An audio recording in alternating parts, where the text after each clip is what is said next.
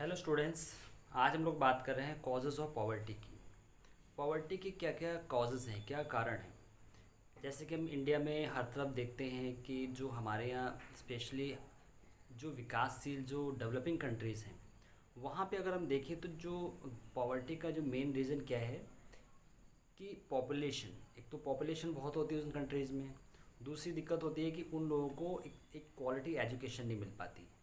ऐसे बहुत से लोग हैं जिनको क्वालिटी एजुकेशन नहीं मिल पा रही है, और एजुकेशन नहीं मिल पाती तो उसकी वजह से क्या होती है, उनके अंदर वो स्किल्स डेवलप नहीं हो पाती जिससे कि वो अपने लिए अर्निंग कर सकें। और इंडिया में जो पॉवर्टी के मेन कारण और मेन रीजंस कौन कौन से थे वो उसको डिस्कस कर लेते हैं।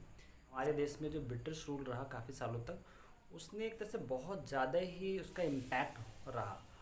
उसका बहुत ज़्यादा इम्पैक्ट रहा हमारी जो पॉवर्टी, हमारे देश की जो इकोनॉमिक कंडीशंस को और ज़्यादा ख़राब करने में। क्योंकि एक्चुअली में जब ब्रिटिश रूल के टाइम पे क्या होता था कि इंडिया में एक्चुअली में जो इंडस्ट्रियलाइजेशन था वो बिल्कुल ख़त्म कर दिया गया। इंडिया को एज ए एक्सपोर्टर बना दिया कि रॉ मटेरियल का, जो कि इंडिया के पास देखा जाए तो ऑलरेडी बहुत सारा जो नेचुरल रिसोर्सेज थे, जो रॉ मटेरियल्स था, जिससे लोग चाहते अगर उस रॉ मटेरियल से फिनिश्ड गुड बना के उसको एक्सपोर्ट करते तो इंडिया को बहुत फ़ायदा होता।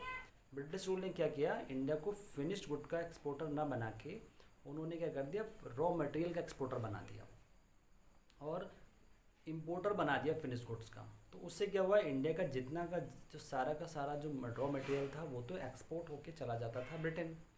और ब्रिटेन में जो भी फिनिश्ड गुड्स बनते थे उन रॉ मटेरियल से वो इंडिया को इंपोर्ट किया जाता था। तो इससे क्या होता था, इंडिया का जो खुद की इकोनॉमी थी वो और ज़्यादा ख़राब होती चलेगी और इंडिया के लोग और ज़्यादा गरीब होते चले गए, क्योंकि उससे कोई इनकम तो होती नहीं। जो भी इंडिया यहाँ से रॉ मटेरियल जाता था वो इतना ज़्यादा उसकी कीमत होती नहीं थी। लेकिन जब वही उसका फिनिश्ड गुड बन के इंडिया में वापस आता था तो क्या होता था कि लोग जो इंडिया की जो करेंसी थी, इंडिया की जो इंडिया को उसको ख़रीदना होता था। तो इससे क्या हुआ, इंडिया की जो कंडीशंस थी और ख़राब होती चली गई लोगों की। तो ये एक बहुत बड़ा कारण रहा कि ब्रिटिश ने इंडिया को एक तो इंडस्ट्रियलाइजेशन पूरा ख़त्म कर दिया, यहाँ पे डी इंडस्ट्रियलाइज कर दिया और इंडिया को एक्सपोर्टर बना दिया रॉ मटेरियल का और इम्पोर्टर बना दिया फिनिश्ड गुड्स का। This is the biggest reason that India getting in the trap of poverty. फिर क्या हुआ कि जो ब्रिटिश गवर्नमेंट के टाइम पे इंडिया ने क्या करा कि इंडिया से जो फूड ग्रेन्स का प्रोडक्शन होता था, तो इंडिया से जो फूड ग्रेन्स होता था वो सारा का सारा एक्सपोर्ट कर दिया जाता था। जितने भी यूरोपियन कंट्रीज होते थे, स्पेशली ब्रिटेन को सारा का सारा जितना भी फूड ग्रेन्स वहाँ एक्सपोर्ट कर दिया जाता था। और जब सारा फूड ग्रेन्स वहाँ एक्सपोर्ट हो जाता था तो अगर हम बात करें 1857 से 1900 के बीच में, आप अगर देखें तो 26 मिलियन पीपल यहाँ पे डाइड हुए, मर गए थे। क्योंकि किससे, भूखमरी से, फैमाइन से। क्योंकि जो फूड ग्रेन्स यहाँ होते थे वो सारा का सारा एक्सपोर्ट कर दिया जाता था, तो यहाँ पे लोग भूखे मरने लगे। तो देखा जाए तो हम जो ब्रिटिश का एक बहुत बड़ा इम्पैक्ट रहा इंडिया पे उसको और गरीब बनाने में। उनका सारा रॉ मटेरियल ले जाते थे, फिर यहाँ फिनिश गुड भेजते थे और सारा का सारा फूड ग्रेन जो भी यहाँ पे प्रोडक्शन होता था वो सारा का सारा ब्रिटेन में भेज दिया जाता था। तो यहाँ पे लोग भूखे मरने लगे। तो एक तो ये बहुत बड़ा कारण रहा। Then next, economic condition of farmer since independence and state in debtness. Actually में जो हम जानते हैं कि इंडिया एक एग्रीगेरियन कंट्री है। यहाँ पे मोस्टली देखा जाए तो मोस्ट ऑफ द पार्ट और most of the person are involve in the agriculture work. तो यहाँ पे एक एग्रीकल्चर पे बहुत ज़्यादा डिपेंडेंसी है इंडिया में। जो देखा जाए तो जो एग्रीकल्चर है एक तरह से देखा था मेन सोर्स ऑफ अर्निंग है लोगों की। Most of the person in India they are dependent on agricultures type of work. ठीक है, जो भी फूड ग्रेन्स को प्रोडक्शन करना है या और भी डिफरेंट काइंड ऑफ जो एग्रीकल्चर एक्टिविटीज़ हैं, they are involving in that. उनके पास जो भी लैंड होती है वही एक तरह से देखा जाए तो मेन एसेट्स हैं उनके पास। ठीक है, लेकिन फिर भी अब देखो उसके बाद जो redistribution of land policies adopt की गई, लेकिन उसमें भी बहुत ज़्यादा कोई पॉजिटिव चेंजेस नहीं आया। जो भी लैंड रिफॉर्म्स हुए, देखा जाए उस समय जो भी लोगों के पास जो बहुत रिच लोग होते थे, बहुत ज़्यादा लैंड होती थी। लैंड रिफॉर्म्स में क्या हुआ कि उसमें लोगों को फिर रीडिस्ट्रीब्यूट किया गया लैंड को, कि जो उनके पास कम है उनको भी ज़्यादा ज़्यादा थोड़ी थोड़ी लैंड सबको दी गई, जिससे कि सबके पास एक सफिशेंट अमाउंट में लैंड हो जाए जिससे कि वो अपनी एक लाइवलीहुड को अर्न कर सकें, लेकिन उसका ही बहुत ज़्यादा एडवांटेज मिला नहीं। तो देखा जाए तो लैंड डिस्ट्रीब्यूशन पॉलिसीज़ में ही बहुत ज़्यादा कोई फ़ायदा नहीं हुआ।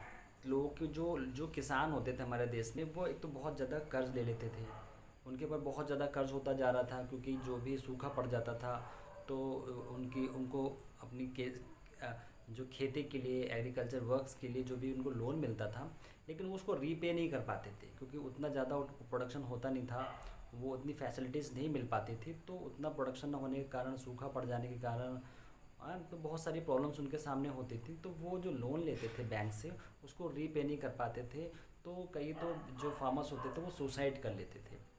तो ये भी एक बहुत बड़ा कारण रहा कि economic condition of farmer since independence and state indebtedness.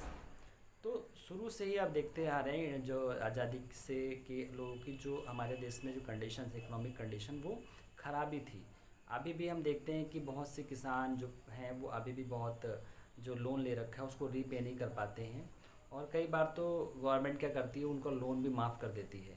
और हर बार हम देखते हैं कि फसल बर्बाद होने के कारण बहुत से किसान ऐसे होते हैं सुसाइड भी कर लेते हैं।